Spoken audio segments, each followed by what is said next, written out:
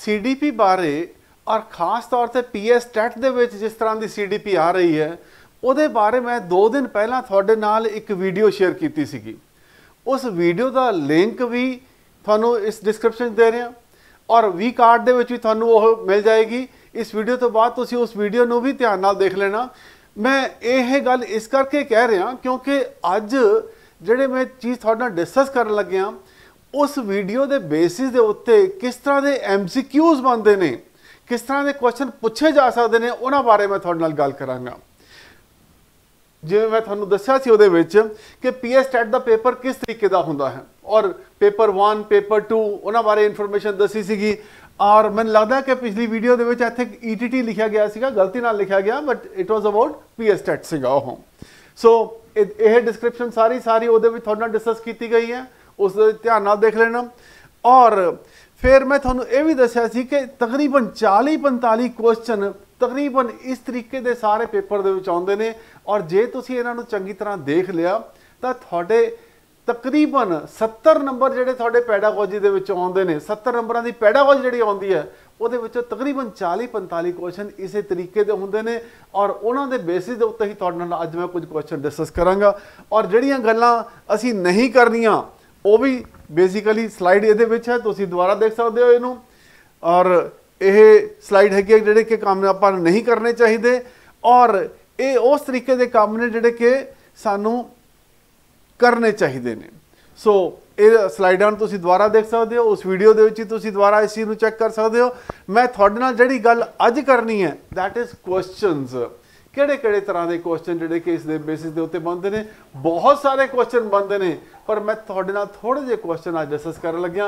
पहला क्वेश्चन ਜਿਹੜਾ ਹੈਗਾ एक pre school, no you can understand pre school की ਆਪਾਂ ਜਦੋਂ ਗੱਲ ਕਰਦੇ ਹਾਂ दैट इज़ प्राइमरी स्कूल हो गया ਤੁਹਾਡਾ। ਦਾ ਵਿਦਿਆਰਥੀ ਚਿੜੀਆ ਘਰ ਵਿੱਚ ਜ਼ੈਬਰਾ ਦੇ ਵੇਖ ਕੇ ਉਸ ਨੂੰ ਘੋੜਾ ਬੁਲਾਉਂਦਾ ਹੈ, ਜ਼ੈਬਰੇ ਨੂੰ ਦੇਖ ਕੇ ਘੋੜਾ ਬੁਲਾਉਂਦਾ ਹੈ। ਹੇਠ ਲਿਖਿਆਂ ਵਿੱਚੋਂ ਅਧਿਆਪਕ ਦੁਆਰਾ ਕਿਹੜੀ ਵਿਧੀ ਦਾ ਵਰਤੋਂ ਉਚਿਤ ਹੈ। टीचर जे उसनूं दसना चाहे कि यह घोड़ा नहीं जैबरा है, उन्होंने किस तरीके नाल समझाएगा। पहली ऑप्शन है वो तेनों यह भी नहीं पता, जैबरा Z फॉर जैबरा तू किताब च देखिया नहीं ना। आपां ने पहला की गल की, आपां ने नैगेटिव कोई गल नहीं करनी बच्चे दे नाल। सो पहली ऑप्शन साडी की होएगी, यह गलत होएगी। कल ही तुहानूं इहदे बारे दस्सिया सीगा, कल ही तो आपां जैबरा बारे पढ़िया सीगा, तुहानूं यह भी याद नहीं। फिर आपां की गल कीती है, नैगेटिव गल कीती है। यह भी चीज़ जी सी यह बच्चों के वास्ते यह गलत होएगी, यह ऑप्शन गलत हो जाएगी। जैबरा ते घोड़े का फर्क दसना, और हाँ ये घोड़े वर्गा दिखता है, जैबरा कहा जाता है। हुण ये दोनों ऑप्शनस नेड़े नेड़े दियां लगदियां ने, पर आपां गल कर रहे हैं बच्चे नूं समझाउण दी गल कर रहे हैं। और यह जिहड़ी ऑप्शन हैगी है, ये दोनों ऑप्शन सानूं ठीक नज़र आउंदियां ने, पर एक ही है यह चीज़ एनालाइज करने वाली है कि एनालिसिस करो तुसीं इस चीज़ का कि जैबरे ते घोड़े का फर्क दसना शुरू कर दो उत्थे हो ना। बच्चे नाल असी जिहड़ी किहड़ी गल करनी है कि बच्चे नूं समझाउण दी गल करनी है, एनालिसिस नहीं करना किसी चीज़ का। सो ऑप्शन दोनों मतलब कि जिहड़ियां हैगियां ने पॉजिटिव तरीके दे विच ने, पर आह वाली ऑप्शन जिहड़ी हैगी है दैट इज़ द मोस्ट एप्रोप्राइट। क्यों? क्योंकि असीं की गल है एक घोड़े वर्गा दिखता है, बच्चे नूं चीज़ समझ आउंदी है, हाँ ये जैबरा है, दिखता घोड़े वर्गा ही है पर एक घोड़ा है और ये की है ये विच स्ट्राइप्स नहीं। ठीक है, ये तुहानूं घोड़े दे विच स्ट्राइप्स नहीं होंदियां, जैबरा स्ट्राइप्स ने। सो इस तरीके नाल जदों बच्चों नूं समझावांगे वो चीज़ ज़्यादा समझ आएगी। सो इस तरीके के क्वेश्चन जिहड़े कि साडे CDP च बनते हैं। नैक्सट असीं देखते हैं हुण एक प्रभावशाली अध्यापक, ठीक है जी, एक इफेक्टिव टीचर। प्रभावशाली अध्यापक का मतलब की होया एक इफेक्टिव टीचर उस जमात में जिथे विद्यार्थी वख-वख पिछोकड़ they different multicultural sari class हो गई, मतलब that मीनस they can be from the socio economic background तो अलग अलग तरीके हो सकते हैं। उन्होंने की करेगा, समान आर्थिक पिछोकड़ वाले विद्यार्थियों को इकट्ठा करके समूह बनाएगा।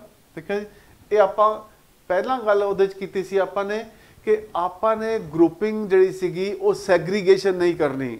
सैग्रीगेशन किस बेस पे हो सकती है, यह भी थोड़ा डिस्कस किया सीगा कि चलो जी यूपी के बंदे इधर बैठ जाओ या ਜਿਹੜੇ पंजाबी ने इधर बैठ जाओ, हिमाचल के इधर बैठ जाओ, हरियाणा के इधर बैठ जाओ, वो भी नहीं करना असी वो। ठीक है जी, या आर्थिक दृष्टि नाल गरीब बच्चे पिछे बह जाओ, अमीर अगे आ जाओ, वो भी नहीं करना असी वो। ਸੋ ਇਹ ਆਪਸ਼ਨ ਕੀ ਹੋਏਗੀ, ਇਹ ਗਲਤ ਹੋਏਗੀ। ਵੰਚਿਤ ਪਿਛੋਕੜ ਦੇ ਵਿਦਿਆਰਥੀਆਂ ਨੂੰ ਮਿਹਨਤ ਕਰਨ ਲਈ ਜ਼ੋਰ ਲਗਾਏਗਾ। ਜਿਹੜੇ ਬੱਚੇ ਦੈਟ ਮੀਨਸ ਡਿਸਐਡਵਾਂਟੇਜਸ ਹੈਗੇ ਨੇ ਉਹਨਾਂ ਤੇ ਜ਼ੋਰ ਲਗਾਏਗਾ ਕਿਤੇ ਨਾ ਕਿਤੇ ਉਹ, ਠੀਕ ਹੈ ਜੀ, ਤਾਂ ਕਿ ਉਹ ਆਪਣੇ ਸਾਥੀਆਂ ਨਾਲ ਮੇਲ ਕਰ ਸਕਣ ਨਾ। ਇਹ ਹੈ ਤਾਂ ਇਹ ਪੋਜ਼ਿਟਿਵ ਚੀਜ਼ ਇਹ, ਠੀਕ ਹੈ ਜੀ। ਸੋ ਆਪਾਂ ਦੇਖੀਏ ਕਿ ਹੋਰ ਆਪਸ਼ਨਸ ਕੀ ਨੇ ਹੁਣ। ਇਹ ਸਮੂਹ ਵਿੱਚ ਵਿਅਕਤੀਗਤ ਭਿੰਨਤਾਵਾਂ ਨਾਲ ਮੁਖਾਤਬ ਹੋਣ ਲਈ ਉਹਨਾਂ ਦੇ ਸਾਂਸਕ੍ਰਿਤਿਕ ਗਿਆਨ ਤੇ ਕੇਂਦਰਿਤ ਕਰੇਗਾ, ਠੀਕ ਹੈ ਜੀ। ਦੈਟ ਮੀਨਸ ਉਹਨਾਂ ਦੇ ਕਲਚਰਲ ਡਿਫਰੈਂਸਿਸ ਨੂੰ ਅੰਡਰਸਟੈਂਡ ਕਰਕੇ ਉਹਨਾਂ ਦੇ ਉੱਤੇ ਕੇਂਦਰਿਤ ਕਰੇਗਾ, ਉਹਨਾਂ ਨੂੰ ਸਮਝਣ ਦੀ ਕੋਸ਼ਿਸ਼ ਕਰਕੇ ਉਹਨਾਂ ਨੂੰ ਸਮਝਾਉਣ ਦੀ ਕੋਸ਼ਿਸ਼ ਕਰੇਗਾ। ਫਿਰ ਸੰਸਕ੍ਰਿਤ ਗਿਆਨ ਨੂੰ ਅਣਦੇਖਿਆ ਕਰੇਗਾ। ਦੈਟ ਮੀਨਸ ਉਹਨਾਂ ਦੇ ਕਲਚਰਲ ਡਿਫਰੈਂਸਿਸ ਨੂੰ ਜਿਹੜਾ ਸੀ ਨਿਗੇਟ ਕਰ ਦੇਗਾ, ਉਹਨਾਂ ਵੱਲ ਧਿਆਨ ਹੀ ਨਹੀਂ ਦੇਗਾ ਨਾ। ਜਿਹੜੀ ਚੀਜ਼ ਸਾਡੇ ਸਾਹਮਣੇ ਪ੍ਰਤੱਖ ਨਜ਼ਰ ਆਉਂਦੀ ਹੈ ਉਸ ਚੀਜ਼ ਨੂੰ ਅਣਦੇਖਿਆ ਕਰ ਦੇਣਾ ਉਹ ਵੀ ਗਲਤ ਹੈ, ਠੀਕ ਹੈ ਜੀ। ਦੈਟ ਮੀਨਸ ਸਾਡੇ ਕੋਲ ਦੋ ਆਪਸ਼ਨਸ ਬਚੀਆਂ ਹੁਣ ਇਹ ਬੀ ਐਂਡ ਸੀ। ਵੰਚਿਤ ਪਿਛੋਕੜ ਤੋਂ ਵਿਦਿਆਰਥੀਆਂ ਨੂੰ ਮਿਹਨਤ ਕਰਨ ਲਈ ਆਖੇ ਜ਼ੋਰ ਲਾਏਗਾ, ਮਿਹਨਤ ਕਰਨ ਲਈ ਜ਼ੋਰ ਲਾਏਗਾ, ਠੀਕ ਹੈ ਜੀ ਨਾ। ਅਸੀਂ ਬੱਚਿਆਂ ਨੂੰ ਕਦੇ ਵੀ ਇਹ ਨਹੀਂ ਕਹਿਣਾ ਉਹ ਤੂੰ ਜ਼ੋਰ ਲਾ, ਹੋਰ ਮਿਹਨਤ ਕਰ, ਠੀਕ ਹੈ ਜੀ। ਸਾਡਾ ਪਰਪਸ ਕੀ ਹੈ, ਬੱਚੇ ਨੂੰ ਕਿ ਚੀਜ਼ ਸਮਝ ਆਉਣੀ ਚਾਹੀਦੀ ਹੈ ਔਰ ਉਹਦੀ ਇੰਡੀਵਿਜੂਅਲ ਡਿਫਰੈਂਸਿਸ ਨਾਲ ਮੁਖਾਤਬ ਹੋਣ ਲਈ ਉਹਨਾਂ ਦੇ ਸੰਸਕ੍ਰਿਤ ਗਿਆਨ ਦੇ ਉੱਤੇ ਕੇਂਦਰਿਤ ਕਰੇਗਾ। ਦੈਟ ਮੀਨਸ ਉਹਨਾਂ ਦੇ ਜਿਹੜੇ ਕਲਚਰਲ ਡਿਫਰੈਂਸਿਸ ਨੇ, ਬਿਹਾਰੀ ਹੈ, ਮਲਟੀਕਲਚਰਲ ਸਾਡੀ ਕਲਾਸ ਹੈਗੀ ਹੈ, ਯੂਪੀ ਦੇ ਬੱਚੇ ਨੇ, ਹਰਿਆਣੇ ਦੇ ਬੱਚੇ ਨੇ, ਹਿਮਾਚਲ ਦੇ ਬੱਚੇ ਨੇ, ਪੰਜਾਬ ਦੇ ਬੱਚੇ ਨੇ ਨਾ। Teacher she will try to understand the differences, cultural differences ਔਰ ਉਹਨਾਂ ਨੂੰ ਉਹਨਾਂ ਦੇ ਮੁਤਾਬਕ ਹੀ ਢਾਲਣ ਦੀ ਕੋਸ਼ਿਸ਼ ਕਰੇਗਾ। ਸੋ ਸਾਡੀ ਆਪਸ਼ਨ ਕੀ ਬਣੇਗੀ, C option will be the right answer. ਬੱਚਿਆਂ ਨੂੰ ਜ਼ੁਬਾਨੀ ਜਾਂ ਗੈਰ ਮੌਖਿਕ ਸਜ਼ਾ ਦੇਣ ਦੇ ਨਤੀਜੇ ਕੀ ਨਿਕਲਦੇ ਹਨ, ਠੀਕ ਹੈ ਜੀ, ਨਿਕਲਦੇ ਹਨ। ਉਹਨਾਂ ਨੂੰ ਕੰਮ ਕਰਨ ਲਈ ਪ੍ਰੇਰਿਤ ਕਰਦੇ ਹਨ ਨਾ। ਆਮ ਤੌਰ ਤੇ ਮੈਂ ਤੁਹਾਡੇ ਨਾਲ ਪਹਿਲਾਂ ਵੀ ਗੱਲ ਕੀਤੀ ਸੀਗੀ ਕਿ ਸਜ਼ਾ ਦੇਣਾ, ਦਿਸ ਵਿਲ ਅਮਾਊਂਟ ਟੂ ਸਜ਼ਾ ਦੇਣਾ। ਸਜ਼ਾ ਦੇਣਾ ਦੈਟ ਮੀਨਸ ਆਪਾਂ ਨੇ ਕੀ ਗੱਲ ਕਰਨੀ ਹੈ, ਇਹ it is not helpful at all, ਠੀਕ ਹੈ ਜੀ। ਉਹਨਾਂ ਨੂੰ ਪ੍ਰੇਰਿਤ ਕਰੇਗਾ, ਬਿਲਕੁਲ ਬੱਚਿਆਂ ਨੂੰ ਬਿਲਕੁਲ ਪ੍ਰੇਰਿਤ ਨਹੀਂ ਕਰਦਾ ਇਹ, ਠੀਕ ਹੈ ਜੀ। ਬੱਚੇ ਦੇ ਚਰਿੱਤਰ ਨੂੰ ਉਭਾਰੇਗਾ, ਬਿਲਕੁਲ ਨਹੀਂ ਉਭਾਰੇਗਾ। ਇਹ ਤਾਂ ਸਗੋਂ ਉਹਨੂੰ ਹੋਰ ਆਪਣੀ ਅੱਖਾਂ ਦੇ ਵਿੱਚ ਨੀਵਾਂ ਕਰ ਦੇਗਾ ਜਾਂ ਉਹਨੂੰ ਜਿਹੜਾ ਸੀਗਾ ਡਿਸਕਰੇਜ ਕਰੇਗਾ।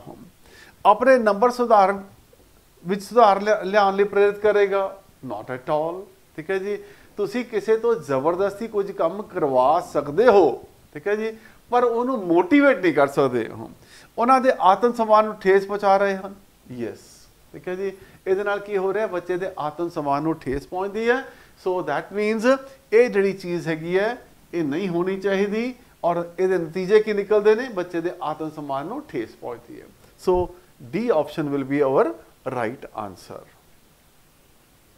ਇਹ ਜਿਹੜੇ ਕੁਐਸਚਨ ਨੇ ਬੇਸਿਕਲੀ ਮੈਂ ਤੁਹਾਨੂੰ ਜਿਹੜੇ ਕਰਵਾ ਰਿਹਾ ਪੀਐਸ ਟੈਟ ਦੇ ਪ੍ਰੀਵੀਅਸ ਪੇਪਰਾਂ ਦੇ ਵਿੱਚੋਂ ਕੁਝ ਕੁਐਸਚਨ ਨੇ, ਉਹਨਾਂ ਦੇ ਉੱਤੇ ਬੇਸਡ ਹੈ, ਉਹਨਾਂ ਦੇ ਬੇਸਿਸ ਦੇ ਉੱਤੇ ਜਾਂ ਉਹਨਾਂ ਦੇ ਨਾਲ ਰਲਦੇ ਜੁਲਦੇ ਜਿਹੜੇ ਕੁਐਸਚਨ ਹੈਗੇ ਨੇ ਉਹ ਤੁਹਾਨੂੰ ਮੈਂ ਕਰਵਾ ਰਿਹਾ ਤਾਂ ਕਿ ਤੁਹਾਨੂੰ ਸਮਝ ਵੀ ਆ ਜਾਏ ਔਰ ਤੁਹਾਨੂੰ ਪਤਾ ਲੱਗੇ ਕਿ ਐਗਜ਼ਾਮ 'ਚ ਕੁਐਸਚਨ ਕਿਸ ਤਰੀਕੇ ਦੇ ਆਉਂਦੇ ਹਨ। ਹੇਠ ਦਿੱਤਿਆਂ ਵਿੱਚੋਂ ਕਿਹੜਾ ਲਿੰਗ ਵੰਡ ਜੈਂਡਰ ਡਿਸਕ੍ਰਿਮੀਨੇਸ਼ਨ ਵੱਲ ਸੰਕੇਤ ਕਰਦਾ ਹੈ, ਠੀਕ ਹੈ ਜੀ। ਜੈਂਡਰ ਡਿਸਕ੍ਰਿਮੀਨੇਸ਼ਨ ਨਾਓ, ਜੈਂਡਰ ਡਿਸਕ੍ਰਿਮੀਨੇਸ਼ਨ ਹੋਣੀ ਚਾਹੀਦੀ ਹੈ ਕਿ ਨਹੀਂ ਹੋਣੀ ਚਾਹੀਦੀ, ਨਹੀਂ ਹੋਣੀ ਚਾਹੀਦੀ, ਠੀਕ ਹੈ ਜੀ। ਸੋ ਸਮਾਜ ਦੁਆਰਾ ਲੜਕਾ ਤੇ ਲੜਕੀ ਨੂੰ ਸੌਂਪੀਆਂ ਗਈਆਂ ਅਸਮਾਨ, ਠੀਕ ਹੈ ਜੀ, ਡਿਫਰੈਂਟ ਰੋਲਸ ਐਂਡ ਰਿਸਪੌਂਸਿਬਿਲਿਟੀਜ਼, ਠੀਕ ਹੈ ਜੀ। ਦੂਜੀ ਆਪਸ਼ਨ ਕੀ ਹੈ, ਲੜਕਾ ਅਤੇ ਲੜਕੀ ਵਿਚਕਾਰ ਜੈਵਿਕ ਅੰਤਰ, ਜੈਨੇਟਿਕ ਡਿਫਰੈਂਸਿਸ ਜਾਂ ਬਾਇਓਲੋਜੀਕਲ ਡਿਫਰੈਂਸਿਸ, ਨਰ ਅਤੇ ਮਾਦਾ ਬੱਚੇ ਦਾ ਅਨੁਪਾਤ, ਠੀਕ ਹੈ ਜੀ, ਉਹਨਾਂ ਦੀ ਫਿਜ਼ੀਕਲ ਅਪੀਅਰੈਂਸ ਬਾਰੇ ਜਿਹੜਾ ਸੀਗਾ ਉਹਨਾਂ ਨੂੰ ਜਿਹੜਾ ਸੀਗਾ ਡਿਫਰੈਂਸਿਸ, ਨਰ ਅਤੇ ਮਾਦਾ ਵਿਦਿਆਰਥੀਆਂ ਵਿਚਕਾਰ ਵੰਡ, ਠੀਕ ਹੈ, ਵਿਚਕਾਰ ਵੰਡ, ਜੈਂਡਰ ਡਿਫਰੈਂਸਿਸ ਬਾਰੇ ਗੱਲ ਕਰਨਾ, ਠੀਕ ਹੈ। Now we should understand one point here, ਠੀਕ ਹੈ, ਮੇਲ ਤੇ ਫੀਮੇਲ ਦੇ ਵਿੱਚ ਫਰਕ ਤਾਂ ਹੈ, ਠੀਕ ਹੈ। ਉਹ ਫਰਕ ਕਿਸ ਤਰ੍ਹਾਂ ਦੇ ਸਾਡੇ, ਉਹ ਜੈਂਡਰ ਡਿਫਰੈਂਸਿਸ ਨੇ। ਨਾਓ ਇਹ but does it point toward gender discrimination? ਇੱਕ ਲੜਕਾ ਹੈ ਇੱਕ ਲੜਕੀ ਹੈ, ਉਹਨਾਂ ਨੂੰ ਪਤਾ ਹੋਣਾ ਕਿ ਮੈਂ ਲੜਕਾ ਹਾਂ ਤੇ ਇਹ ਲੜਕੀ ਹੈ, ਇਸ ਚੀਜ਼ ਨੂੰ ਸਮਝਣਾ ਇਹ ਜੈਂਡਰ ਡਿਸਕ੍ਰਿਮੀਨੇਸ਼ਨ ਵੱਲ ਪੁਆਇੰਟ ਆਊਟ ਨਹੀਂ ਕਰਦਾ। So this will not be the answer. Biological differences, I think ਸਾਨੂੰ ਇਹ ਵੀ ਚੀਜ਼ ਪਤਾ ਹੋਣੀ ਚਾਹੀਦੀ ਹੈ ਕਿ ਅੱਜ ਦੀ ਤਰੀਕ ਦੇ ਵਿੱਚ we try to educate children about the biological differences also, और किते ना किते ਅਸੀਂ ਇਸ ਤਰ੍ਹਾਂ ਦੀ ਐਜੂਕੇਸ਼ਨ ਦੇਣ ਦੀ ਵੀ ਕੋਸ਼ਿਸ਼ ਕਰਦੇ ਹਾਂ ਤਾਂ ਕਿ ਲੜਕਿਆਂ ਤੇ ਲੜਕੀਆਂ ਨੂੰ ਸਮਝ ਆਵੇ।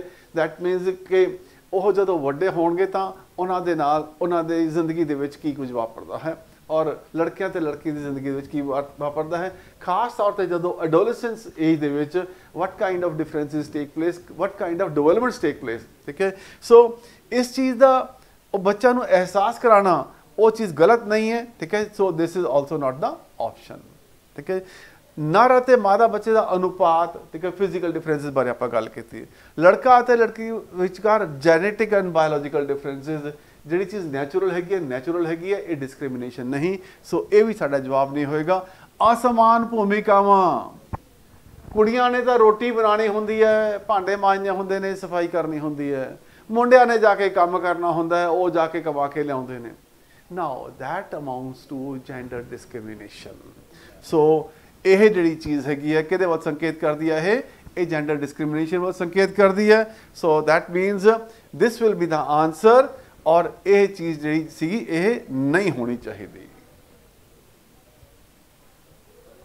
ਤੁਹਾਡੇ ਕੋਲ ਲੜਕਿਆਂ ਅਤੇ ਲੜਕੀਆਂ ਦੀ ਇੱਕ ਮਿਲੀ ਜੁਲੀ ਕਲਾਸ ਹੈ, ਤੁਸੀਂ ਉਹਨਾਂ ਵਿਚਕਾਰ ਸਹਿਯੋਗ ਵਿੱਚ ਸੁਧਾਰ ਕਰਨ ਲਈ ਕਿਹੜੀ ਵਿਧੀ ਅਪਣਾਓਗੇ? ਆਪਸ ਦੇ ਵਿੱਚ ਬॉयਜ਼ ਐਂਡ ਗਰਲਸ ਦੇ ਸ਼ੁੱਡ ਅੰਡਰਸਟੈਂਡ ਈਚ ਅਦਰ। ਠੀਕ ਹੈ, ਜਿਹੜਾ ਪਹਿਲਾ ਟਾਈਮ ਸੀ ਸਾਡਾ ਜਦੋਂ ਅਸੀਂ ਕੁੜੀਆਂ ਤੇ ਮੁੰਡਿਆਂ ਦੀਆਂ ਕਲਾਸਾਂ ਵੀ ਅਲੱਗ ਹੁੰਦੀਆਂ ਸੀ, ਸਕੂਲ ਵੀ ਅਲੱਗ ਹੁੰਦੇ ਸੀ, ਅੱਜ ਵੀ ਹੈਗੇ ਨੇ, but we are trying to balance our society also that ਕਿ ਮੁੰਡੇ ਤੇ ਕੁੜੀਆਂ ਨੂੰ ਆਪਸ ਦੇ ਵਿੱਚ ਅਹਿਸਾਸ ਹੋਣਾ ਚਾਹੀਦਾ ਹੈ, ਉਹਨਾਂ ਨੂੰ ਪਤਾ ਹੋਣਾ ਚਾਹੀਦਾ ਕਿ ਸਾਡੇ ਬਾਇਓਲੋਜੀਕਲ ਡਿਫਰੈਂਸਿਸ ਨੇ, ਪਰ ਸਮਾਨਤਾ ਉਹਨਾਂ ਨੂੰ ਕਿ ਅਸੀਂ ਸਾਰੇ ਬਰਾਬਰ ਹਾਂ, ਸਾਡੇ ਦੇ ਵਿੱਚ ਕੋਈ ਫਰਕ ਨਹੀਂ। ਕੁੜੀਆਂ ਨੇ ਵੀ ਵੱਡੇ ਹੋ ਕੇ ਜਿਹੜਾ ਸੀਗਾ ਸੋਸਾਇਟੀ ਦੇ ਵਿੱਚ ਆਪਣਾ ਰੋਲ ਨਿਭਾਉਣਾ, ਮੁੰਡਿਆਂ ਨੇ ਵੀ ਆਪਣਾ ਰੋਲ ਨਿਭਾਉਣਾ ਹੈ, ਔਰ ਦੋਨਾਂ ਦੀ ਬਰਾਬਰ ਦੀ ਜ਼ਿੰਮੇਵਾਰੀ ਹੈ। ਸੋ ਇਹਦੇ ਵਾਸਤੇ ਕਿਹੜੀ ਵਿਧੀ ਅਪਣਾਵਾਂਗੇ ਅਸੀਂ? ਮਾਤਾ ਪਿਤਾ ਨੂੰ ਸਮਾਨਤਾ ਬਾਰੇ ਵਿਚਾਰ ਵਟਾਂਦਰਾ ਕਰਨ ਲਈ ਕਹੋਗੇ? ਪੇਰੈਂਟਸ ਨੂੰ? ਨਾਓ ਦੇਖੋ ਜੀ, ਲੱਗਦੀ ਤਾਂ ਮਤਲਬ ਆਪਸ਼ਨ ਇਹ ਵੀ ਠੀਕ ਲੱਗਦੀ ਹੈ। ਕਿਹੜੀ ਵਿਧੀ ਅਪਣਾਓਗੇ? ਮੁੰਡੇ ਤੇ ਕੁੜੀਆਂ ਨੂੰ ਇਕੱਠਾ, ਇਹ ਵੀ ਚੀਜ਼ ਠੀਕ ਲੱਗਦੀ ਹੈ। ਅਜਿਹੇ ਕੰਮ ਦਿਓਗੇ ਜਿਹੜੇ ਇਕੱਠਿਆਂ ਕੀਤੇ ਜਾਣ, ਇਹ ਵੀ ਠੀਕ ਲੱਗਦੀ ਹੈ। ਪਾਠ ਵਿੱਚ ਸਮਾਨਤਾ ਬਾਰੇ ਗੱਲ ਕਰੋਗੇ। ਠੀਕ ਹੈ, ਨਾਓ ਦੈਟ ਮੀਨਸ ਸਾਨੂੰ ਇੱਥੇ ਚਾਰੋਂ ਆਪਸ਼ਨ ਠੀਕ ਲੱਗਦੀਆਂ ਪਈਆਂ ਨੇ। ਹੁਣ ਅਸੀਂ ਕੀ ਕਰਾਂਗੇ? ਇਹਨਾਂ ਨੂੰ ਦੇਖਾਂਗੇ ਕਿਹੜੀ ਆਪਸ਼ਨ ਬੈਸਟ ਆਪਸ਼ਨ ਹੈ। ਆਪਾਂ ਗੱਲ ਕਰ ਪਾਠ ਵਿੱਚ ਜਦੋਂ ਆਪਾਂ ਪੜ੍ਹਾਉਣ ਦੀ ਗੱਲ ਕਰਦੇ ਹਾਂ, ਠੀਕ ਹੈ ਜੀ, ਕਿਸੇ ਨੂੰ ਸਮਝਾਉਣ ਦੀ ਗੱਲ ਕਰਦੇ ਹਾਂ, ਤਾਂ ਉਦੋਂ ਬੱਚਾ ਉਸ ਚੀਜ਼ ਨੂੰ ਸਮਝਦਾ ਘੱਟ ਹੈ। ਠੀਕ ਹੈ ਜੀ, ਸੋ ਹੈ ਤਾਂ ਇਹ ਵੀ ਠੀਕ, ਪਰ ਇਹ ਇਸ ਚੀਜ਼ ਨੂੰ ਰੈਲੇਵੈਂਸ ਜਿਹੜੀ ਸੀ ਇੱਥੇ ਘੱਟ ਦਿਆਂਗੇ। ਉਹ ਮਾਤਾ ਪਿਤਾ ਨੂੰ ਸਮਾਨਤਾ ਬਾਰੇ ਜਿਹੜਾ ਸੀਗਾ ਗਿਆਨ ਦੇਵਾਂਗੇ। ਨਾਓ ਅਸੀਂ ਗੱਲ ਬੱਚਿਆਂ ਦੀ ਕਰ ਰਹੇ ਹਾਂ, ਤਾਂ ਮਾਤਾ ਪਿਤਾ ਨੂੰ ਜਿਹੜਾ ਸੀਗਾ that is a different aspect altogether. ਮੁੰਡੇ ਉੱਥੇ ਕੁੜੀਆਂ ਨੂੰ ਇੱਕ ਬੈਂਚ ਨਾਲ ਸਾਂਝਾ ਬੈਠਣ ਨੂੰ ਕਹੋਗੇ ਤੁਸੀਂ, ਉਹ ਕਿ ਤੁਸੀਂ ਇੱਕ ਬੈਂਚ ਤੇ ਇਕੱਠੇ ਬੈਠੋ ਨਾ, ਉਹਦੇ ਨਾਲ ਅਸੀਂ ਇਹ ਤਾਂ ਨਹੀਂ ਕਹਿ ਸਕਦੇ ਕਿ ਉਹਨਾਂ ਸਹਿਯੋਗ ਵੱਧ ਗਿਆ ਉਹਨਾਂ ਦਾ ਉਹ।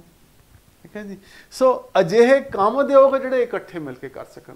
ਜਦੋਂ ਆਪਸ ਦੇ ਵਿੱਚ ਕੋਈ ਐਕਟੀਵਿਟੀ ਪਰਫਾਰਮ ਕਰਨਗੇ, ਆਪਸ ਦੇ ਵਿੱਚ ਕਮਿਊਨੀਕੇਸ਼ਨ ਹੋਏਗਾ, ਆਪਸ ਦੇ ਵਿਚਾਰ ਵਟਾਂਦਰਾ ਹੋਏਗਾ, ਤਾਂ ਡੈਫੀਨੇਟਲੀ ਕੀ ਵਧੇਗਾ? ਉਹਦੇ ਨਾਲ ਸਹਿਯੋਗ ਵਧੇਗਾ, ਔਰ that means C option will be our right answer। Okay, ਮੈਨੂੰ ਉਮੀਦ ਹੈ ਕਿ ਤੁਹਾਨੂੰ ਇਹ ਗੱਲਾਂ ਹੁਣ ਸਮਝ ਆ ਰਹੀਆਂ ਹੋਣਗੀਆਂ ਕਿ ਆਪਾਂ ਪਹਿਲਾਂ ਗੱਲ ਕੀਤੀ ਸੀ ਕਿ ਕਿਹੜੇ ਕੰਮ ਕਰਨੇ ਚਾਹੀਦੇ, ਕਿਹੜੇ ਕੰਮ ਨਹੀਂ ਹੋਣੇ ਚਾਹੀਦੇ। ਜਿਹੜੇ ਕੰਮ ਦੇ ਉੱਤੇ ਸਾਨੂੰ ਨੈਗੇਟਿਵ ਜਿਹੜੇ ਗੱਲ ਕੀਤੀ ਸੀ ਆਪਾਂ ਨੇ, ਉਹ ਸਿੱਧੇ ਆਪਾਂ ਨੇ ਉੱਥੇ ਕਾਟੇ ਮਾਰ ਦੇਣੇ ਆ। ਔਰ ਤੁਸੀਂ ਦੇਖੋਗੇ ਕਿ ਜਿਹੜੀਆਂ ਆਪਾਂ ਅੱਜ ਕੁਐਸਚਨ ਕਰ ਰਹੇ ਹਾਂ ਉਹ ਉਹੀ ਚੀਜ਼ਾਂ ਨੇ ਜਿਹੜੀਆਂ ਕਿ ਮੈਂ ਤੁਹਾਡੇ ਪਹਿਲਾਂ ਵੀਡੀਓ 'ਚ ਗੱਲ ਕੀਤੀ ਸੀ। ਇੱਕ ਅਧਿਆਪਕ ਛੋਟੇ ਬੱਚਿਆਂ ਦੀ ਕਲਾਸ ਵਿੱਚ ਸਿਖਲਾਈ ਨੂੰ ਪ੍ਰਭਾਵਸ਼ਾਲੀ ਬਣਾਉਣ ਵਾਸਤੇ, ਠੀਕ ਹੈ ਜੀ, ਇਫੈਕਟਿਵ ਬਣਾਉਣ ਵਾਸਤੇ, ਠੀਕ ਹੈ ਜੀ, ਇੱਥੇ ਮੈਂ ਤੁਹਾਨੂੰ ਨਾਲ ਇੰਗਲਿਸ਼ ਵੀ ਲਿਖ ਦਿੰਦਾ, ਠੀਕ ਹੈ ਜੀ, ਕਿਉਂਕਿ ਕਈ ਵਾਰੀ ਬਹੁਤ ਸਾਰੇ ਅੱਖਰ ਪੰਜਾਬੀ ਦੇ ਵਿੱਚ ਵੀ ਜਿਹੜੇ ਸੀਗੇ ਸਮਝ ਨਹੀਂ ਆਉਂਦੇ। ਇੱਕ ਅਧਿਆਪਕ ਛੋਟੇ ਬੱਚੇ, ਦੈਟ ਮੀਨਸ ਪ੍ਰੀ ਨਰਸਰੀ ਵਾਲੇ ਬੱਚੇ ਹੋ ਗਏ ਤੁਹਾਡੇ, ਉਹ ਪ੍ਰਾਇਮਰੀ ਵਾਲੇ ਬੱਚੇ, ਕਲਾਸ ਸਿਖਲਾਈ ਨੂੰ, ਲਰਨਿੰਗ ਨੂੰ ਇਫੈਕਟਿਵ ਬਣਾਉਣ ਵਾਸਤੇ ਬੱਚਿਆਂ ਨੂੰ ਇਨਾਮ ਦੇ ਕੇ ਉਤਸ਼ਾਹਿਤ ਕਰੇਗਾ। ਆਮ ਤੌਰ ਤੇ ਕਹਿੰਦੇ ਚੱਲ ਤੈਨੂੰ ਟੌਫੀ ਦੇਵਾਂਗੇ, ਤੂੰ ਇਹ ਕੰਮ ਕਰ, ਦੇਖੇ ਮੋਟੀਵੇਟ ਹੁੰਦਾ ਬੱਚਾ ਉਹਦਾ। ਹਰ ਰੋਜ਼ ਅਭਿਆਸ ਕਰਾ ਸਕਦਾ ਉਹ, ਇਹਦੇ ਨਾਲ ਵੀ ਬੱਚਿਆਂ 'ਚ ਡੈਫੀਨੇਟਲੀ ਇੰਪਰੂਵਮੈਂਟ ਹੁੰਦੀ ਹੈ। ਉਹ ਬੱਚਿਆਂ ਵਿੱਚ ਮੁਕਾਬਲਾ ਆਯੋਜਿਤ ਕਰਵਾ ਸਕਦਾ ਹੈ, ਠੀਕ ਹੈ ਜੀ, ਇਹਦੇ ਨਾਲ ਵੀ ਬੱਚੇ ਕਈ ਵਾਰ ਮੋਟੀਵੇਟ ਹੁੰਦੇ ਨੇ। ਵਿਸ਼ੇ ਨੂੰ ਬੱਚਿਆਂ ਦੀ ਜ਼ਿੰਦਗੀ ਨਾਲ ਜੋੜ ਕੇ ਸਮਝਾ ਸਕਦਾ ਹੈ, ਠੀਕ ਹੈ ਜੀ, ਸਮਝਾ ਸਕਦਾ ਹੈ, ਠੀਕ ਹੈ ਜੀ। ਨਾਓ ਚਾਰੋਂ ਆਪਸ਼ਨਸ ਠੀਕ ਲੱਗਦੀਆਂ ਨੇ।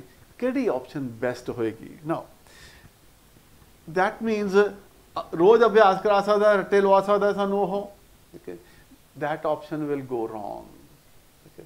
यह चीज़ असी पहला भी गल की सी कि किहड़ी चीज़ नहीं करनी, बच्चे नू रट्टे लवाओ, बार बार कराओ एक काम वास्ते, बच्चा बोर हो जाता है। सो ये जिहड़ी चीज़ सीगी ये फिर निगेट हो जाएगी थोड़ी। वो इनाम से उत्साहित करना, ठीक है, किते ना किते ये चीज़ इफेक्टिव जरूर होंदी है, बट शॉर्ट टर्म वास्ते होंदी है। दैट मीनस बंदा लालच विच आके जिहड़ा काम कर रहा है वो अपनी लर्निंग दे प्रोसैस नूं जिहड़ा सीगा उत्थे समझ तो जाएगा, पर वो but then he will get use to those kind of things also. So जदों आपां इन्हां कंपेयर करांगे तो इस चीज़ नूं आपां निगेट कर देंगे। बच्चा विच मुकाबला, कॉम्पीटिशन, आपां पहलां ही गल कीती सीगी, बच्चा कॉम्पीटिशन जिहड़ी भावना सीगी वो नहीं करनी कि तू चंगा है, तू माड़ा है, तू ये कर लिया, तू ये नहीं कर सकदा, वो चीज़ नहीं करनी असीं वो। सो बच्चों की जिंदगी के नाल जोड़ के उन्होंने समझा सकता हाँ, तो उन्होंने वो गल जल्दी समझ आएगी। ठीक है, जदों भी आपां कोई उदाहरण देनी है, अपनी लाइफ एग्जाम्पल दे के आपां जदों भी गल करांगे तो वो चीज़ बच्चों को ज़्यादा जल्दी समझ आती है। So fourth option will be the right answer in this case. So विषय नूं बच्चों की जिंदगी नाल जोड़ के समझाया जा सकता है। ठीक है, असी खेतों नूं पानी क्यों देंदे आ, बारिश क्यों होंदी है, ठीक है जी, या साडा असी खाना रोटी क्यों खाते हैं, उन्होंने असी पढ़ाई क्यों करते हैं। इन्हां चीज़ों नूं जदों आपां बच्चा अपने जिंदगी दे नाल जोड़ के देखेगा तो उन्होंने वो चीज़ां समझ आउणियां शुरू हो जांदियां ने। सो उन्होंने वैसे ही मतलब कि जिहड़ा सीगा गल्लां बातीं नाल गल करिए उस चीज़ का कोई फायदा नहीं होंदा। सो ये विषय बारे बच्चों को जिंदगी नाल जोड़ के समझाया जाना चाहिए है। वख-वख समाजिक आर्थिक ते संस्कृति पिछोकड़ दे बच्चों वाला विभिन्नता भरिया क्लासरूम सारे विद्यार्थियों के सिक्ख्या अनुभवों को ਵਧਾਉਂਦਾ है। ठीक है जी, मल्टी कल्चरल आपां पहलां भी गल कीती सी, क्लास दे विच अलग अलग प्रांतां तो बच्चे आए ने, अलग अलग तुहाडी कास्ट तो बच्चे ने, या उन्होंने कल्चरल बैकग्राउंड डिफरेंट या इकनॉमिक बैकग्राउंड डिफरेंट है। ओके, सो ये कथन कहता जी ये विद्यार्थी के सिक्ख्या अनुभवों को ਵਧਾਉਂਦਾ है, ਇਹਦੇ ਨਾਲ बच्चे की ग्रोथ जिहड़ी सीगी वधदी है और ਉਹਦਾ ਜਿਹੜਾ ਸੀਗਾ लर्निंग प्रोसैस इंप्रूव होता है। नाउ यह कथन ठीक है, ठीक है, कि गलत है? ये गलत है क्योंकि बच्चा नूं उलझा सकता है। ठीक है, बच्चे अलग अलग जगह तो आए ने, कोई जिवें मैं पहला गल की, कोई यूपी तो आया, कोई बिहार तो आया, कोई हिमाचल तो आया, कोई पंजाब तो आया, ਉਹ अपनी भोजपुरी बोल रहा है, वो बिहारी बोल रहा है, ये हिंदी बोल रहा है, पंजाबी बोल रहा है, बच्चे उलझ जाएंगे। ठीक है जी, now that can be that process. ठीक है जी, सो इस चीज़ को आप देखते हैं कि यही चीज़ ठीक है कि गलत है। सही है क्योंकि बच्चे अपने साथियों को बहुत सारिया निपुणतावां सीख सकते हैं, ये भी ठीक लगता सानू। ये सही है क्योंकि जमात को होर दर्जा बंद करता है। ठीक है जी, दर्जा बंद दैट मीनस ये ग्रुपिंग करता है। ठीक है जी, क्योंकि बिहारी अलग हो गए, इस अलग हो गए। आप पहला गल की सी, ग्रुपिंग गलत होएगी, साड़ी हमेशा गलत होएगी, that grouping should not take place. So ये ऑप्शन तो साड़ी वैसे ही गलत हो गई है। गलत है क्योंकि एक बेलोड़े मुकाबले का कारण बन सकती है। ठीक है जी, so yes this can lead to kind of इस तरह सिचुएशन पैदा हो सकती है जदों अलग अलग पिछोकड़ वाले बच्चे हैगे ने, वो अपना अपना ग्रुप बना लैन और उन्हां दे विच बेलोड़ा मुकाबला होवे। पर क्लास की जदों लर्निंग की गल कर रहे हैं असीं इत्थे, सिक्ख्या अनुभवों की गल कर रहे हैं असीं इत्थे, तो उहदे विच की होएगा? पहली गल तो असीं ग्रुपिंग होण नहीं देनी। जदों ग्रुपिंग नो असीं अवॉइड करांगे और टीचर का रोल इहदे विच होएगा कि सारे बच्चों नूं जिहड़ा सीगा उहनां नूं ओह क्लास दे विच समायोजन कर सके, उन्होंने जिहड़ा सी उन्होंने बराबर कर सके, एक लैवल ते लैके आ सके। सो ये ऑप्शन भी जिहड़ी सीगी ये गलत हो जाएगी, क्योंकि जे अलग अलग बैकग्राउंड तो बच्चे आ रहे हैं तो उन्होंने तो असीं की सीखते हैं, उन्होंने दे एक्सपीरियंसिस असीं बहुत कुछ सीखते हैं। सो डेफिनेटली बच्चों के अपने साथियों को बहुत सारी निपुणतावां सीख सकते हैं। मैं पंजाब तो बिलोंग करदा, मैं पंजाबी आउंदी है, मेरे तो बच्चे पंजाबी भी सीख सकते हैं, या मेरे कल्चर बारे वो बहुत सारी चीज़ें जान सकते हैं। वो ਜਿਹੜੇ पंजाब वाले बच्चे ने ਉਹ ਦੂਜੀਆਂ ਲੈਂਗੁਏजेस ਬਾਰੇ ਉਹਨਾਂ ਨੂੰ ਅਨੁਭਵ ਹੋਏਗਾ, ਡਾਈਵਰਸਿਟੀ ਬਾਰੇ ਪਤਾ ਲੱਗਦਾ ਹੈ, ਦੇਸ਼ ਦੇ ਕਲਚਰ ਬਾਰੇ ਪਤਾ ਲੱਗਦਾ ਹੈ। ਸੋ ਇਹ ਜਿਹੜੀਆਂ ਚੀਜ਼ਾਂ ਨੇ ਬੱਚੇ ਉਹਨਾਂ ਤੋਂ ਸਿੱਖਦੇ ਨੇ, ਇਹਨਾਂ ਦਾ ਨੁਕਸਾਨ ਨਹੀਂ ਹੁੰਦਾ, ਇਹਨਾਂ ਦਾ ਫਾਇਦਾ ਹੁੰਦਾ ਹੈ। ਠੀਕ ਹੈ ਜੀ। ਸੋ ਇਹ ਜਿਹੜੀ option that will the best option. So B option ਜਿਹੜਾ ਸੀ ਸਾਡਾ ਆਨਸਰ ਹੋਏਗਾ। ਏ ਜਿਹੜਾ ਸੀਗਾ ਉਲਝਾ ਬੱਚੇ, ਟੀਚਰ ਬੈਠਾ ਕਿਹਦੇ ਵਾਸਤੇ ਹੈ ਕਿ ਬੱਚਿਆਂ ਨੂੰ ਉਲਝਣ ਨਾ ਦੇਵੇ। ठीक है, उन्होंने उलझाहट ना पैदा हो। So best option will be our B option साडा इहदे विच जवाब होएगा।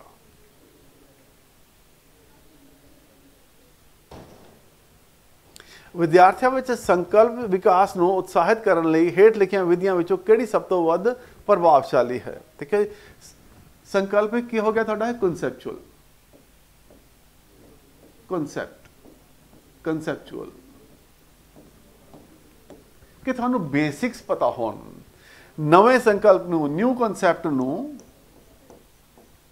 कोई नवी चीज़ पढ़ाउण लग्या टीचर नूं पुराने दे हवाले तो बिना अपने आप समझण दी लोड़ है। भी टीचर आया क्लास दे विच, मैं थानू दस्सण लग्या यह गल, अज असीं लाइट बारे गल करांगे या न्यूटन्स लॉ बारे गल करांगे। ठीक है जी। सो उहने आया ते आके पढ़ाना शुरू कर दिता, भी मैं तो अपना काम कर दिता। ठीक है, do you think this is the right practice? ठीक है जी, रॉन्ग। गलत विचारां नूं सही विचारां नाल बदलो। मैं पढ़ाना शुरू किया है और बच्चे तो कोई सवाल पूछे तो उन्हें मतलब कि गलत जवाब दिता है, नहीं इहदा जवाब ये होना चाहिए। ठीक है जी। वंस अगेन बच्चे नूं आपां ने की कर दिता, इहनूं डीमोटिवेट कर दिता। ठीक है जी। So this will again be the wrong option. विद्यार्थियों को कई उदाहरण दो तो उन्होंने तर्क की वरतों करने लिए उत्साहित करो। ठीक है, ये भी ठीक लगता है सानू। विद्यार्थियों को उदों तक सज़ा दो जब तक वो लोड़ींदियां तब्दीलियां नहीं कर लेंदे। वही सज़ा देने वाला कॉन्सैप्ट पहले ही गल की सी कि तो हमेशा ही गलत है। विद्यार्थियों को उदाहरण दो। ठीक है जी। जो आप न्यूटन लॉ की गल करते हैं तो उन्होंने विद्यार्थियों को एग्जाम्पल दे सकते हैं कि मैं बॉल जी सी दीवार के उत्ते मारी है, बॉल बुड़क के मेरे को वापस आ गई। ठीक है, ये न्यूटन का लॉ है। ठीक है, उस लॉ में जो मैं समझाने की कोशिश करा तो बच्चे को गल बड़ी जल्दी समझ आ जाएगी, बजाय ये कि मैं जो कहता न्यूटन का लॉ जोड़ा ये 3 लॉ ने, पहला लॉ ये कहता, दूजा लॉ ये कहता, तीजा लॉ ये कहता, चलो ये रट्टा मार के याद करो। नो। ठीक है, जो मैं एग्जाम्पल दे के गल करदा तो बच्चे को गल फट समझ आ जाती है। सो इस तरीके नाल बच्चे नूं जिहड़ा सीगा असीं कहांगे कि साडा जवाब की होएगा है कि विद्यार्थियों को उदाहरण दो तो उन्होंने तर्क की वरतों करने लई उत्साहित करो। इन्हां विचों किहड़ा सिक्ख्या दा बेस्ट तरीका है? ठीक है जी, आपां कहने कि सब तो अच्छा तरीका है, सब तो अच्छा तरीका है। ठीक है जी। सो आपां इहदे च गल करदे हां कि किहड़ा सब तो बेस्ट तरीका है। तो बच्चों को याद करने वास्ते कहा जाए, पहली एग्जाम्पल ही सी उहदे विच कि रट्टा तो मरवाना ही नहीं बच्चों ने आपां नूं, या ये नहीं कहना कि बार बार पढ़ो तुसीं इस चीज़ नूं। सो दैट मीनस फर्स्ट ऑप्शन तो पहले ही इत्थे गलत हो गई। बच्चों को अच्छी किताबों बारे सुचेत किया जाए। ठीक है जी, चंगी चीज़ लगती है कि बच्चों को किताबों बारे दस्या जाए, इनू आपां होर एनालाइज कर लेंदे हां। बच्चों को ग्रुप एक्टिविटी राही समझाया जाए, ये भी चीज़ ठीक लगती है। बच्चों को विषय ते खोज करने वास्ते कहा जाए ना, असी बच्चों को सिक्ख्या दा तरीका जिहड़ा सीगा वो देखना कि किहड़ा तरीका जिहड़ा सीगा अच्छा तरीका नहीं है। ठीक है ना, तरीका नहीं है। ठीक है जी। ओके, आई थिंक क्वेश्चन जिहड़ा सीगा इत्थे थोड़ा जिहा सानू इनू थोड़ा जिहा तरीका नहीं है। ठीक है, ये तो तरीका है ही नहीं है। ठीक है जी। बच्चों को किताबों बारे सुचेत किया जाए, यस बच्चों को दसना चाहिए। बच्चों को ग्रुप एक्टिविटी राही समझाया जाए, बच्चों को विषय उत्ते खोज करने वास्ते कहा जाए ना। ये लगते हैं कि सारे ठीक ने। जे क्वेश्चन ये होवे कि इन्हां विचों किहड़ा सब तो अच्छा तरीका है, जे आपां इस तरह गल करिए कि किहड़ा सब तो अच्छा तरीका है तो किहड़ा आंसर बन जाएगा साडा ये वाला आंसर बन जाएगा कि बच्चों को क्लास विच ग्रुप एक्टिविटी राही समझाया जाए। सो क्वेश्चन साडा ये होना चाहिए इहदे विच इन्हां विचों ਸਿੱਖਿਆ ਦਾ ਸਭ ਤੋਂ ਅੱਛਾ ਤਰੀਕਾ ਕਿਹੜਾ ਹੈ, ਤਾਂ ਸਭ ਤੋਂ ਅੱਛਾ ਤਰੀਕਾ ਕਿਹੜਾ ਹੋਏਗਾ, ਬੱਚਿਆਂ ਨੂੰ ਕਲਾਸ ਵਿੱਚ ਗਰੁੱਪ ਐਕਟੀਵਿਟੀ ਰਾਹੀਂ ਸਮਝਾਇਆ ਜਾਵੇ। ਠੀਕ ਹੈ ਜੀ।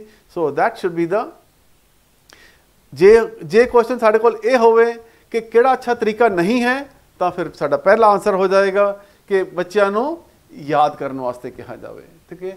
ਨਾਓ ਦੈਟ ਇਜ਼ ਹਾਊ, ਮੈਂ ਤੁਹਾਨੂੰ ਦੋਨੋਂ ਚੀਜ਼ਾਂ ਦੱਸੀਆਂ ਇੱਥੇ ਹੈ ਕਿ ਕਿਹੜਾ ਅੱਛਾ ਤਰੀਕਾ ਨਹੀਂ ਹੈ। ਠੀਕ ਹੈ ਜੀ, ਕਿ ਬੱਚਿਆਂ ਨੂੰ ਯਾਦ ਕਰਨ ਵਾਸਤੇ ਕਹਿ ਦਿਓ, ਇਹ ਵੀ ਕਿਤੇ ਨਾ ਕਿਤੇ ਤਾਂ ਹੈਲਪ ਕਰਦਾ ਹੈ, ਇਹ ਸਭ ਤੋਂ ਜ਼ਿਆਦਾ ਹੈਲਪ ਕਰਦਾ ਹੈ। ਇਹ ਵੀ ਕਿਤੇ ਨਾ ਕਿਤੇ ਹੈਲਪ ਕਰੇਗਾ ਜੇ ਬੱਚਾ ਉਸ ਲੈਵਲ ਦਾ ਹੈ, ਆਪਾਂ ਪ੍ਰਾਇਮਰੀ ਲੈਵਲ ਦਾ ਬੱਚਾ ਨਹੀਂ, ਜਿਹੜਾ ਸੀਗਾ ਬੱਚਾ ਸੈਕੰਡਰੀ ਲੈਵਲ ਦਾ ਬੱਚਾ ਹੋ ਗਿਆ, ਖੋਜ ਕਰ ਸਕਦਾ ਉਹ। ਬਟ ਜੇ ਬੱਚੇ ਛੋਟੇ ਨੇ ਔਰ ਜੇ ਆਪਾਂ ਕਹੀਏ ਕਿ ਕਿਹੜਾ ਸਭ ਤੋਂ ਚੰਗਾ ਤਰੀਕਾ ਹੈ, ਤਾਂ ਸਭ ਤੋਂ ਚੰਗਾ ਤਰੀਕਾ ਕਿਹੜਾ ਹੋਏਗਾ, this will B C option, ਜਿਹੜਾ ਸੀ ਸਾਡਾ ਇਹ ਬੈਸਟ ਆਪਸ਼ਨ ਬਣ ਜਾਏਗੀ ਸਾਡੀ ਇਹ। ਹਾਂਜੀ, ਬੋਲਣ ਦੇ ਵਿਕਾਰ। ਠੀਕ ਹੈ, ਬੱਚਾ ਪ੍ਰੋਪਰਲੀ ਗੱਲ ਨਹੀਂ ਕਰ ਸਕਦਾ, ਸਟੈਮਰ ਕਰਦਾ ਹੈ ਜਾਂ ਉਹਨੂੰ ਬੋਲਣ ਵਿੱਚ ਦਿੱਕਤ ਆਉਂਦੀ ਹੈ, ਉਹਦੀ ਕਿਸ ਤਰੀਕੇ ਨਾਲ ਸਹਾਇਤਾ ਕੀਤੀ ਜਾ ਸਕਦੀ ਹੈ। ਉਹਨਾਂ ਨੂੰ ਕਲਾਸਰੂਮ ਵਿੱਚ ਵਿਚਾਰ ਪ੍ਰਗਟ ਕਰਨ ਲਈ ਉਤਸ਼ਾਹਿਤ ਕੀਤਾ ਜਾਵੇ। ਠੀਕ ਹੈ, it seems okay, it seems to be right also. ਉਹਨਾਂ ਨੂੰ ਸਹੀ ਧੁਨੀਆਂ ਦਾ ਉਚਾਰਨ ਵਿੱਚ ਸਹਾਇਤਾ ਕਰਨਾ। ਠੀਕ ਹੈ ਜੀ, ਇਹ ਵੀ ਸਾਨੂੰ ਠੀਕ ਲੱਗਦਾ ਕਿਤੇ ਨਾ ਕਿਤੇ। ਇਹ ਉਹਨਾਂ ਦੀ ਆਪਣੀ ਤਰੁੱਟੀਆਂ ਸੁਣਨ ਵਿੱਚ ਸਹਾਇਤਾ ਕਰਨਾ, ਇਹ ਵੀ ਠੀਕ ਲੱਗਦਾ। ਠੀਕ ਹੈ ਜੀ, ਪੂਰੀ ਜਾਂਚ ਲਈ ਵਿਸ਼ੇਸ਼ਕ ਕੋਲ ਭੇਜਣਾ। ਨਾ ਬੋਲਣ ਦੇ ਵਿਕਾਰ ਵਾਲੇ ਬੱਚਿਆਂ ਦੀ ਕਿਸ ਤਰ੍ਹਾਂ ਸਹਾਇਤਾ ਕੀਤੀ ਜਾ ਸਕਦੀ ਹੈ। ਠੀਕ ਹੈ ਜੀ। ਨਾ ਸਭ ਤੋਂ ਪਹਿਲਾਂ ਤਾਂ ਇਹ ਹੈਗਾ ਕਿ ਬੱਚੇ ਦਾ ਪਹਿਲਾਂ ਤਾਂ ਪ੍ਰੋਪਰ ਐਨਾਲਿਸਿਸ ਹੋ ਜਾਏ ਕਿ ਉਹ ਕੋਈ ਗਾਈਡ ਕਰ ਸਕੇ, ਕਿਉਂਕਿ ਹਰ ਟੀਚਰ ਦੇ ਕੋਲ ਉਹ ਵਿਸ਼ੇਸ਼ਤਾ ਨਹੀਂ ਹੈ ਕਿ ਉਹ ਬੱਚੇ ਦੀ ਕਮਜ਼ੋਰੀ ਨੂੰ ਉਹਨੂੰ ਠੀਕ ਕਰ ਸਕੇ ਜਾਂ ਉਹਦੇ ਉਚਾਰਨ ਨੂੰ ਠੀਕ ਕਰ ਸਕੇ। ਜੇ ਕਿਸੇ ਵਿਸ਼ੇਸ਼ਕ ਦੇ ਕੋਲ ਭੇਜਿਆ ਜਾਏਗਾ ਤਾਂ ਡੈਫੀਨੇਟਲੀ ਉਹਦੀ ਸਹਾਇਤਾ ਸਭ ਤੋਂ ਜ਼ਿਆਦਾ ਹੋਏਗੀ। ਸਪੀਚ ਡਿਫਾਰਮਿਟੀ, ਠੀਕ ਹੈ ਨਾ, ਜਾਂ ਸਪੀਚ ਡੈਫੀਸ਼ੀਐਂਸੀ ਜਿੱਥੇ ਵੀ ਆ ਜਾਂਦੀ ਹੈ, ਤਾਂ ਬਹੁਤ ਸਾਰੇ ਇਸ ਤਰ੍ਹਾਂ ਦੇ ਸਪੀਚ ਥੈਰੇਪਿਸਟ ਦੇ ਨਾਲ ਜਿਹੜੇ ਸੀਗੀ ਉਹਨਾਂ ਦੀ ਸਪੀਚ ਦੇ ਵਿੱਚ ਇੰਪਰੂਵਮੈਂਟ ਹੁੰਦੀ ਹੈ। ਸੋ ਅੱਜ ਕੱਲ੍ਹ ਦੇ ਟਾਈਮ ਦੇ ਵਿੱਚ ਇਹ ਸਾਰੀਆਂ ਆਪਸ਼ਨਾਂ ਸਾਨੂੰ ਲੱਗਦੀਆਂ ਠੀਕ ਸੀਗੀਆਂ ਇਹ, ਠੀਕ ਹੈ, ਪਰ ਬੈਸਟ ਆਪਸ਼ਨ ਕਿਹੜੀ ਹੋਏਗੀ ਸਾਡੀ ਇਹ ਕਿ ਉਸ ਨੂੰ ਸਪੀਚ ਥੈਰੇਪੀ ਵਾਸਤੇ ਸਪੀਚ ਜਿਹੜਾ ਥੈਰੇਪਿਸਟ ਹੈਗਾ ਉਹਦੇ ਕੋਲ ਭੇਜਿਆ ਜਾਵੇ, ਵਿਸ਼ੇਸ਼ਕ ਦੇ ਕੋਲ ਉਹਨੂੰ ਭੇਜਿਆ ਜਾਵੇ, ਤਾਂ ਉਹਦੀ ਸਭ ਤੋਂ ਵੱਧ ਸਹਾਇਤਾ ਹੋ ਸਕਦੀ ਹੈ ਔਰ ਉਹ ਬਹੁਤ ਜਲਦੀ ਉਹਦੇ ਨਾਲ ਇੰਪਰੂਵ ਕਰ ਸਕਦਾ ਹੈ। ਕਲਾਸ ਦੇ ਵਿੱਚ ਜੇ ਕੁਐਸਚਨ ਆਵੇ ਤਾਂ ਸਾਡਾ ਜਵਾਬ ਕੁਝ ਹੋਰ ਹੋਏਗਾ, ਪਰ ਇੱਥੇ ਸਾਡੇ ਕੋਲ 4 ਆਪਸ਼ਨਾਂ ਨੇ ਔਰ 4 ਆਪਸ਼ਨਾਂ ਦੇ ਵਿੱਚ ਜਿਹੜੀ ਇੱਕ ਆਪਸ਼ਨ ਸਾਡੇ ਕੋਲ ਹੈਗੀ ਹੈ ਕਿ ਉਹਨੂੰ ਕਿਸੇ ਸਪੈਸ਼ਲਿਸਟ ਦੇ ਕੋਲ ਭੇਜਿਆ ਜਾਵੇ ਤਾਂ ਕਿ ਉਹ ਸਪੀਚ ਨੂੰ ਇੰਪਰੂਵ ਕਰ ਸਕੇ। ਤਾਂ ਸਾਡੀ ਰਾਈਟ ਆਨਸਰ ਇੱਥੇ ਕੀ ਬਣੇਗਾ, ਇਹ ਵਾਲਾ ਬਣੇਗਾ। ਇੱਕ ਪ੍ਰਭਾਵਸ਼ਾਲੀ ਇਫੈਕਟਿਵ ਟੀਚਰ ਨੂੰ ਇਹਨਾਂ ਵਿੱਚੋਂ ਕੀ ਕਰਨਾ ਚਾਹੀਦਾ ਹੈ? ਵਿਦਿਆਰਥੀਆਂ ਨੂੰ ਜਵਾਬ ਲਿਖਵਾਉਣਾ ਚਾਹੀਦਾ ਹੈ। ਚਲੋ ਵੀ ਲਿਖੋ, ਠੀਕ ਹੈ ਜੀ, ਹਿੰਦੁਸਤਾਨ ਦਾ ਪ੍ਰਾਈਮ ਮਿਨਿਸਟਰ ਕੌਣ ਹੈ, ਇੰਗਲੈਂਡ ਦਾ ਪ੍ਰਾਈਮ ਮਿਨਿਸਟਰ ਕੌਣ ਹੈ, ਲਿਖੋ ਜੀ, ਠੀਕ ਹੈ ਜੀ, ਇਹਦਾ ਜਵਾਬ ਇਹ ਹੈ, ਇਹਦਾ ਜਵਾਬ ਇਹ ਹੈ, ਠੀਕ ਹੈ ਜੀ। So that is one way of teaching also ਕਿ ਵਿਦਿਆਰਥੀਆਂ ਨੂੰ ਜਵਾਬ ਲਿਖਵਾਉਣਾ। ਸਮੂਹਿਕ ਸਿਖਲਾਈ ਬਜਾਏ ਵਿਅਕਤੀਗਤ ਸਿਖਲਾਈ ਦੇ ਉੱਤੇ ਧਿਆਨ ਕੇਂਦਰਿਤ ਕਰਨਾ। ਵਿਦਿਆਰਥੀਆਂ ਨੂੰ ਸਵਾਲ ਪੁੱਛ ਕੇ ਜਾਂ ਕਲਾਸ ਵਿੱਚ ਵਿਘਨ ਨਾ ਪਾਉਣ ਦੀ ਸਲਾਹ ਦੇਣਾ। ਬਈ ਮੈਂ ਬੋਲਣ ਲੱਗਿਆ ਕਲਾਸ ਦੇ ਵਿੱਚ, ਬੋਲਣਾ ਨਹੀਂ ਕਿਸੇ ਨੇ, ਵਿੱਚ ਡਿਸਟਰਬ ਨਹੀਂ ਕਰਨਾ, ਠੀਕ ਹੈ ਜੀ। Now once again, does it motivate the children? No, it doesn't motivate the children. ਅਸੀਂ ਪਹਿਲਾਂ ਕੀ ਗੱਲ ਕੀਤੀ ਸੀਗੀ ਕਿ ਕਿਹੜੇ ਕੰਮ ਹੋਣੇ ਚਾਹੀਦੇ ਨੇ, ਬੱਚਿਆਂ ਨੂੰ ਆਪਣਾ ਐਕਸਪ੍ਰੈਸ ਕਰਨ ਦਾ ਮੌਕਾ ਦੇਣਾ ਚਾਹੀਦਾ।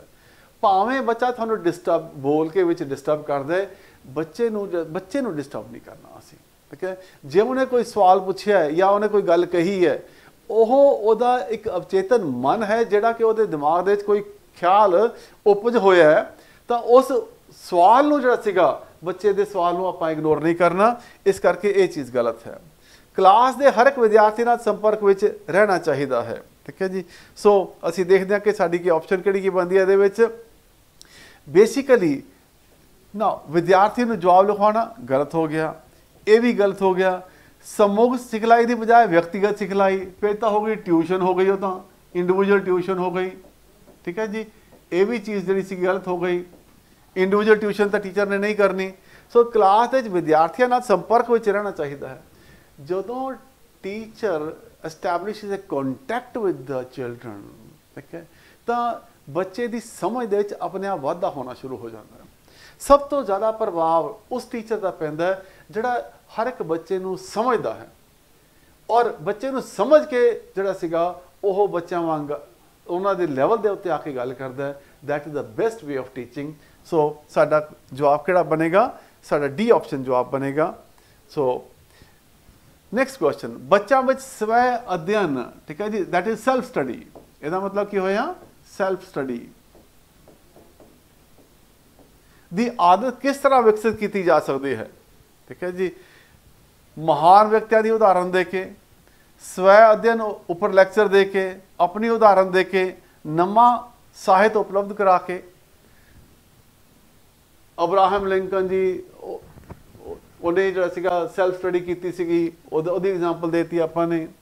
ਜਾਂ ਹੋਰ ਵੱਡੇ ਵੱਡੇ ਜਿਹੜੇ ਸੀਗੇ ਅਸੀਂ ਜਵਾਹਰ ਲਾਲ ਨਹਿਰੂ ਦੀ ਗੱਲ ਕਰ ਦਿੱਤੀ, ਜਾਂ ਅਸੀਂ ਲਾਲ ਬਹਾਦਰ ਸ਼ਾਸਤਰੀ ਦੀ ਗੱਲ ਕਰ ਦਿੱਤੀ। ਦੇਖੋ ਜੀ ਉਹ ਕਿੰਨੇ ਵੱਡੇ ਵੱਡੇ ਲੀਡਰ ਬਣ ਗਏ ਔਰ ਉਹਨਾਂ ਨੇ ਆਪ ਜਿਹੜਾ ਸੀਗਾ ਪੜ੍ਹਾਈਆਂ ਕੀਤੀਆਂ। ਉਹ ਨਾ ਇਸ ਤਰ੍ਹਾਂ ਦੀ ਐਗਜ਼ਾਮਪਲ ਦੇਤੀਆਂ ਸੀ। ਸਵੈ ਅਧਿਐਨ ਉੱਪਰ ਲੈਕਚਰ ਦੇ ਕੇ ਸੈਲਫ ਸਟੱਡੀ ਦੇ ਬਹੁਤ ਫਾਇਦੇ ਹੁੰਦੇ ਨੇ ਵੀ, ਠੀਕ ਹੈ ਜੀ। ਸਾਰੇ ਬੱਚਿਆਂ ਨੂੰ ਸੈਲਫ ਸਟੱਡੀ ਜ਼ਰੂਰ ਕਰਨੀ ਚਾਹੀਦੀ ਹੈ। ਠੀਕ ਹੈ, ਕਲਾਸ ਵੀ ਆ ਕੇ ਪੜ੍ਹੋ, ਪਰ ਤੁਸੀਂ ਸੈਲਫ ਸਟੱਡੀ ਕਰੋਗੇ ਤਾਂ ਤੁਹਾਨੂੰ ਬਹੁਤ ਫਾਇਦਾ ਹੋਏਗਾ। ਠੀਕ ਹੈ, ਮੈਂ ਲੈਕਚਰ ਦੇਣਾ ਸ਼ੁਰੂ ਕਰ ਦਿੱਤਾ ਉਹਦੇ ਉੱਤੇ ਉਹ, ਠੀਕ ਹੈ ਜੀ। ਆਪਣੀ ਉਦਾਹਰਨ ਦੇ ਕੇ, ਨਵਾਂ ਸਾਹਿਤ ਉਪਲਬਧ ਕਰਾ ਕੇ। ਨਾ ਇੱਥੇ ਨਵਾਂ ਸਾਹਿਤ ਉਪਲਬਧ ਕਰਾ ਕੇ ਇਹ ਥੋੜਾ ਜਿਹਾ ਆਊਟ ਆਫ ਦਾ ਕੰਟੈਸਟ ਹੋ ਗਿਆ। ਸੋ ਅਸੀਂ ਇਹਦੇ ਵਿੱਚ ਦੇਖਦੇ ਹਾਂ ਕਿ ਕਿਹੜੀ ਸਾਡੀ ਆਪਸ਼ਨ ਹੈਗੀ, ਰਾਈਟ ਆਪਸ਼ਨ ਬਣਦੀ ਹੈ। ਆਪਣਾ ਉਦਾਹਰਨ ਦੇ ਕੇ। ਦੇਖੋ ਮੈਂ ਜਦੋਂ ਕਾਲਜ ਵਿੱਚ ਪੜ੍ਹ ਰਿਹਾ ਸੀ ਤਾਂ ਮੈਂ ਨਾਲ ਦੀ ਨਾਲ ਜਰਮਨ ਦੀਆਂ ਕਲਾਸਾਂ ਵੀ ਲਗਾਉਣੀਆਂ ਸ਼ੁਰੂ ਕਰ ਦਿੱਤੀਆਂ। ਮੈਂ ਜਰਮਨ ਲੈਂਗੁਏਜ ਸਿੱਖ ਲਿੱਤੀ, ਜਾਂ ਮੈਂ ਰਸ਼ੀਅਨ ਲੈਂਗੁਏਜ ਸਿੱਖ ਲਿੱਤੀ, ਜਾਂ ਮੈਂ ਸੰਸਕ੍ਰਿਤ ਲੈਂਗੁਏਜ ਸਿੱਖ ਲਿੱਤੀ, ਔਰ ਮੈਨੂੰ ਉਹਦਾ ਬਹੁਤ ਫਾਇਦਾ ਹੋਇਆ। ਮੈਨੂੰ ਲੈਕਚਰਸ ਅਲੱਗ ਮਿਲ ਜਾਂਦੇ ਨੇ, ਮੈਨੂੰ ਇਕਨੋਮਿਕਲੀ ਬੈਨੀਫਿਟ ਹੋ ਜਾਂਦਾ ਹੈ। ਮੈਂ ਉਹ ਲਿਟਰੇਚਰ ਪੜ੍ਹ ਕੇ ਜਿਹੜਾ ਸੀ ਆਪਣਾ ਗਿਆਨ ਵਧਾ ਸਕਦਾ। ਸੋ ਜਦੋਂ ਆਪਾਂ ਐਗਜ਼ਾਮਪਲ ਦੇ ਬੇਸਿਸ ਦੇ ਉੱਤੇ ਗੱਲ ਕਰਦੇ ਹਾਂ ਆਪਣੀ, ਨਾ ਇਹ ਦੇਖੋ ਦੋਨੋਂ ਐਗਜ਼ਾਮਪਲ ਦੇ ਬੇਸ ਦੇ ਕੁਐਸਚਨ ਇਹ, ਅਸੀਂ ਗੱਲ ਕਰ ਰਹੇ ਹਾਂ ਇੱਥੇ ਕਿਸੇ ਹੋਰ ਬੰਦੇ ਦੀ, ਪਰ ਬੱਚਿਆਂ ਦੇ ਸਾਹਮਣੇ ਕੌਣ ਖੜਾ ਹੈ?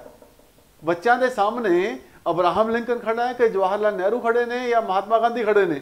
ਬੱਚਿਆਂ ਸਾਹਮਣੇ ਤਾਂ ਟੀਚਰ ਖੜਾ ਹੈ, ਔਰ ਬੱਚਿਆਂ ਵਾਸਤੇ ਸਭ ਤੋਂ ਇੰਪੋਰਟੈਂਟ ਪਰਸਨ ਕਿਹੜਾ ਕਲਾਸ ਦੇ ਵਿੱਚ? ਉਹ ਟੀਚਰ ਹੁੰਦਾ ਹੈ। ਸੋ ਜਦੋਂ ਟੀਚਰ ਖੁਦ ਆਪਣੀ ਐਗਜ਼ਾਮਪਲ ਦੇ ਕੇ ਗੱਲ ਕਰਦਾ ਹੈ ਤਾਂ ਬੱਚਿਆਂ ਦੇ ਉੱਤੇ ਸਭ ਤੋਂ ਜ਼ਿਆਦਾ ਇਫੈਕਟ ਪੈਂਦਾ ਹੈ। ਇਸ ਕਰਕੇ ਜਦੋਂ ਆਪਣੀ ਉਦਾਹਰਨ ਦੇ ਕੇ ਗੱਲ ਕਰਾਂਗੇ ਤਾਂ definitely that will be the best option for answer. So ਇਹ ਤਾਂ ਸਾਡਾ ਕੱਟ ਹੀ ਗਿਆ, ਠੀਕ ਹੈ ਜੀ। ਸੋ A ਐਂਡ C ਦੇ ਵਿੱਚੋਂ ਸਾਡੀ ਜਿਹੜੀ ਕਿਹੜੀ ਆਪਸ਼ਨ ਬਣੀ, ਉਹ C ਆਪਸ਼ਨ ਸਾਡਾ ਆਨਸਰ ਬਣਦਾ। ਕਲਾਸਰੂਮ 'ਚ ਪ੍ਰਭਾਵਕਾਰੀ ਲੈਕਚਰ ਦਿੰਦਿਆਂ ਹੋਇਆਂ ਅਧਿਆਪਕ ਕੀ ਕਰਨਾ ਚਾਹੀਦਾ? ਉਹਨੂੰ ਅੱਖਾਂ ਦਾ ਸੰਪਰਕ ਬਣਾ ਕੇ ਰੱਖਣਾ ਚਾਹੀਦਾ। ਇੱਕ ਨਾਰਮਲ ਦੀ ਗੱਲ ਹੈ ਕਿ ਜਦੋਂ ਮੈਂ ਇੱਧਰ ਦੇਖੀ ਜਾਵਾਂ ਤੇ ਬੋਲੀ ਜਾਵਾਂ ਤੁਹਾਨੂੰ, ਠੀਕ ਹੈ, that won't make any difference, ਠੀਕ ਹੈ। ਬੱਚਿਆਂ ਦਾ ਧਿਆਨ ਜਿਹੜਾ ਸੀਗਾ ਉਹ ਵੀ ਜਿਹੜਾ ਸੀਗਾ ਲੈਕਚਰ ਵੱਲੋਂ ਹਟ ਜਾਏਗਾ। ਉਹ ਅਰਥਪੂਰਨ ਸੰਕੇਤਾਂ ਦਾ ਪ੍ਰਯੋਗ ਕਰਨਾ ਚਾਹੀਦਾ ਹੈ। ਅਰਥਪੂਰਨ ਸੰਕੇਤਾਂ ਦਾ ਪ੍ਰਯੋਗ ਕਰਨਾ ਚਾਹੀਦਾ ਹੈ। ਦੈਟ ਮੀਨਸ ਕਿ ਜਿਹੜੇ ਮੀਨਿੰਗਫੁਲ ਐਕਸ਼ਨਸ, ਠੀਕ ਹੈ ਜੀ, ਉਹਨਾਂ ਦਾ ਪ੍ਰਯੋਗ ਕਰਨਾ ਚਾਹੀਦਾ ਹੈ। ਠੀਕ ਹੈ, ਇਹਦੇ ਉੱਤੇ ਆਪਾਂ ਫਿਰ ਆਉਂਦੇ ਹਾਂ। ਲੈਕਚਰ ਸਟੇਜ ਸਾਹਮਣੇ ਖੜਾ ਰਹਿਣਾ ਚਾਹੀਦਾ। ਹਾਂਜੀ, ਮੈਂ ਤੁਹਾਨੂੰ ਪੜ੍ਹਾਉਣ ਲੱਗਿਆ ਅੱਜ ਆਪਾਂ ਗੱਲ ਕਰਾਂਗੇ ਚਾਈਲਡ ਪੈਡਾਗੋਜੀ ਦੀ। ਚਾਈਲਡ ਪੈਡਾਗੋਜੀ ਦੇ ਵਿੱਚ ਤੁਹਾਨੂੰ ਸਾਰਿਆਂ ਨੂੰ ਇਹ ਗੱਲ ਦਾ ਖਿਆਲ ਰੱਖਣਾ ਚਾਹੀਦਾ। ਮੈਂ ਤਾਂ ਖੜਾ ਹੋ ਕੇ ਬੋਲਣਾ ਸ਼ੁਰੂ ਕਰ ਦਿੱਤਾ। Now does it convey effective teaching? No, it doesn't convey effective teaching at all. ਆਪਣੀ ਸੁਰ ਅਤੇ ਤਾਲ ਨੂੰ ਬਦਲਦਾ ਰਹਿਣਾ ਚਾਹੀਦਾ। ਨਾਓ ਦਿਸ ਇਜ਼ ਆਲਸੋ ਮੋਨੋਟਨਸ ਨਹੀਂ ਹੋਣਾ ਚਾਹੀਦਾ। ਅੱਖਾਂ ਦਾ ਜਿਹੜਾ ਸੀਗਾ ਸੰਬੰਧ ਬਣਿਆ ਰਹਿਣਾ ਚਾਹੀਦਾ ਹੈ। ਦੈਟ ਮੀਨਸ ਸੰਪਰਕ ਬਣਿਆ ਰਹਿਣਾ ਚਾਹੀਦਾ ਹੈ। ਆਵਾਜ਼ ਉੱਚੀ ਨੀਚੀ ਹੋਣੀ ਚਾਹੀਦੀ ਹੈ, ਮੋਨੋਟਨਸ ਨਹੀਂ ਹੋਣੀ ਚਾਹੀਦੀ। ਇਹ ਵੀ ਚੀਜ਼ਾਂ ਠੀਕ ਨੇ, ਪਰ ਅਰਥਪੂਰਨ ਸੰਕੇਤਾਂ ਦਾ ਪ੍ਰਯੋਗ ਹੋਣਾ ਚਾਹੀਦਾ ਹੈ। ਠੀਕ ਹੈ, ਜਦੋਂ ਆਪਾਂ ਕੋਈ ਪੋਇਮ ਪੜ੍ਹਾਉਂਦੇ ਹਾਂ ਕਿ ਛਮ ਛਮ ਬਾਰਿਸ਼ ਪੈ ਰਹੀ ਹੈ, ਠੀਕ ਹੈ ਜੀ, ਤਾਂ ਟੀਚਰ ਪ੍ਰਯੋਗ ਕਰਦਾ ਕਿ ਬਾਰਿਸ਼ ਪੈ ਰਹੀ ਹੈ, ਠੀਕ ਹੈ ਜੀ। ਜਾਂ ਕੋਈ ਹੋਰ ਗੱਲ ਕਰਦਾ ਕਿ ਅਸੀਂ ਸਾਰੇ ਜਦੋਂ ਜਾਵਾਂਗੇ, ਮਤਲਬ we talk of the meaningful actions. ਜਦੋਂ ਮੀਨਿੰਗਫੁਲ ਐਕਸ਼ਨਸ ਦੇ ਨਾਲ ਕੋਈ ਗੱਲ ਕਰਾਂਗੇ ਤਾਂ ਉਹ ਬੱਚਿਆਂ ਦੇ ਨਾਲ ਜਿਹੜਾ ਸੀ ਡਾਇਰੈਕਟਲੀ ਉਹਨਾਂ ਦੇ ਉੱਤੇ ਉਸ ਚੀਜ਼ ਦਾ ਫਰਕ ਪੈਂਦਾ, ਔਰ that means that should be the right answer here. ਅਰਥਪੂਰਨ ਸੰਕੇਤਾਂ ਦਾ ਪ੍ਰਯੋਗ ਹੋਣਾ ਚਾਹੀਦਾ ਹੈ। ਵਿਦਿਆਰਥੀਆਂ ਨਾਲ ਸੰਚਾਰ ਦਾ ਮਤਲਬ ਹੈ, ਵਿਦਿਆਰਥੀਆਂ ਨਾਲ ਕਮਿਊਨੀਕੇਸ਼ਨ ਦਾ ਕੀ ਮਤਲਬ ਹੈ? ਠੀਕ ਹੈ ਜੀ, ਉਹਨਾਂ ਨੂੰ ਕੰਮ ਕਰਨ ਲਈ ਆਖਣਾ। ਪਹਿਲੀ ਗੱਲ ਕਿ ਬੱਚਿਆਂ ਦੇ ਉੱਤੇ ਕੋਈ ਬੋਝ ਨਹੀਂ ਪਾਉਣਾ। ਬੱਚਿਆਂ ਨੂੰ ਜਿਹੜਾ ਸੀਗਾ ਅਸੀਂ ਇਸ ਕਰਕੇ ਕੰਮ ਵਾਸਤੇ ਨਹੀਂ ਕਹਿਣਾ ਕਿ ਕੰਮ ਵਾਸਤੇ ਕੰਮ ਕਹਿਣਾ, ਠੀਕ ਹੈ ਜੀ। ਸੋ ਬੱਚਿਆਂ ਨੂੰ ਕੋਈ ਵੀ ਜਿਹੜੀ ਚੀਜ਼ ਹੈਗੀ ਹੈ, ਜਦੋਂ ਆਪਾਂ ਇੱਕ ਮੈਂ ਪੜ੍ਹ ਰਿਹਾ ਸੀ ਉਹ ਹੈਨਰੀ ਦੀ ਕਿਤਾਬ ਜਿਹੜੀ ਸੀਗੀ, ਉਹਦੀ ਸਟੋਰੀ ਆਉਂਦੀ ਹੈ ਨਾ ਆਪਣੇ ਕੋਲ ਉਹ ਕਿ ਇੱਕ ਬੰਦੇ ਨੇ ਜਿਹੜਾ ਸੀਗਾ ਘਰ ਨੂੰ ਰਿਪੇਅਰ ਕਰਨਾ ਸੀਗਾ, ਤੇ ਘਰ ਰਿਪੇਅਰ ਕਰਨ ਵਾਸਤੇ ਉਹਨੇ ਉੱਥੇ ਇਹ ਨਹੀਂ ਕਿਹਾ ਕਿ ਜਿਹੜਾ ਸੀਗਾ ਆਓ ਆਪਾਂ ਘਰ ਨੂੰ ਰਿਪੇਅਰ ਕਰੀਏ, ਉਹਨੇ ਕਿਹਾ let us do something interesting now, ਠੀਕ ਹੈ, ਆਪਾਂ ਕੋਈ ਨਵਾਂ ਕੰਮ ਕਰਨ ਦੀ ਕੋਸ਼ਿਸ਼ ਕਰਦੇ ਹਾਂ, ਆਓ ਆਪਾਂ ਇੱਕ ਨਵੀਂ ਚੀਜ਼ ਕਰਨ ਦੀ ਕੋਸ਼ਿਸ਼ ਕਰਦੇ ਹਾਂ। And he started painting his house, ਠੀਕ ਹੈ। ਬੱਚਿਆਂ ਨੂੰ ਵੀ ਲੱਗਿਆ ਕੋਈ ਨਵਾਂ ਕੰਮ ਹੈ ਔਰ ਉਸ ਚੀਜ਼ ਨੂੰ ਕਰਨ ਦੀ ਕੋਸ਼ਿਸ਼ ਕਰਦੇ ਨੇ। ਫਿਰ ਉਹ ਜੇ ਕੰਮ ਕਰਨ ਨੂੰ ਕਹਾਂਗੇ ਤਾਂ ਉਹਨਾਂ ਨੂੰ ਇੱਕ ਬੋਝ ਨਜ਼ਰ ਆਏਗਾ, ਜੇ ਕਹਾਂਗੇ ਆਪਾਂ ਕੋਈ ਨਵੀਂ ਚੀਜ਼ ਕਰਨ ਲੱਗੇ ਹਾਂ ਤਾਂ ਉਹਨਾਂ ਨੂੰ ਕੋਈ ਚੀਜ਼ ਬੈਟਰ ਸਮਝ ਆਉਂਦੀ ਆ ਉਹ, ਠੀਕ ਹੈ। ਸੋ ਦੈਟ ਮੀਨਸ ਕਿ ਪਹਿਲੀ ਆਪਸ਼ਨ ਸਾਡਾ ਆਨਸਰ ਨਹੀਂ ਹੋਗੀ। ਵਿਚਾਰ ਵਟਾਂਦਰਾ, ਠੀਕ ਹੈ ਜੀ।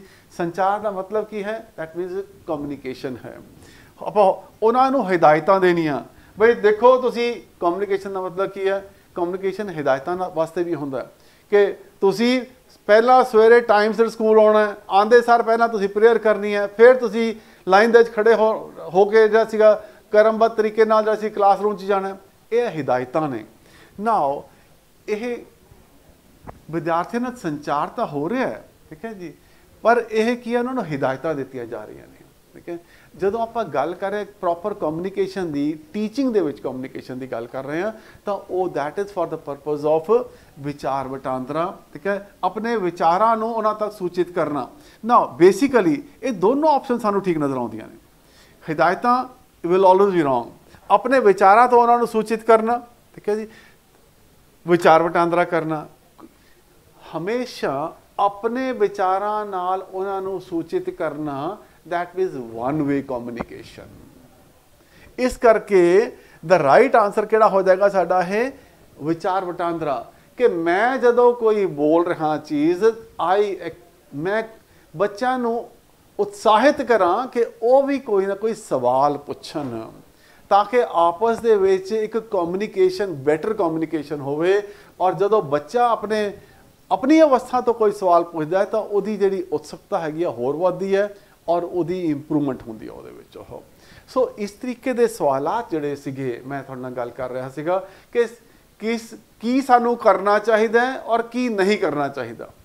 ਅੱਜ ਦੀ ਜਿਹੜੀ ਵੀਡੀਓ ਹੈ, ਅੱਜ ਦੇ ਜਿਹੜੇ 15 ਸਵਾਲ ਆਪਾਂ ਕੀਤੇ ਨੇ, ਬੇਸਿਕਲੀ ਮੈਂ ਤੁਹਾਨੂੰ ਉਹੀ ਪਹਿਲਾਂ ਤੁਹਾਨੂੰ ਕਿੰਨੇ ਸਾਰੇ ਪੁਆਇੰਟ ਲਿਖਾਏ ਸੀਗੇ, ਅੱਜ ਦੀ ਪੀਪੀਟੀ ਦੇ ਵਿੱਚ ਵੀ ਉਹ ਸ਼ਾਮਲ ਹੈਗੇ ਨੇ, ਤੁਸੀਂ ਉਹਨਾਂ ਨੂੰ ਵੀ ਚੈੱਕ ਕਰ ਸਕਦੇ ਹੋ।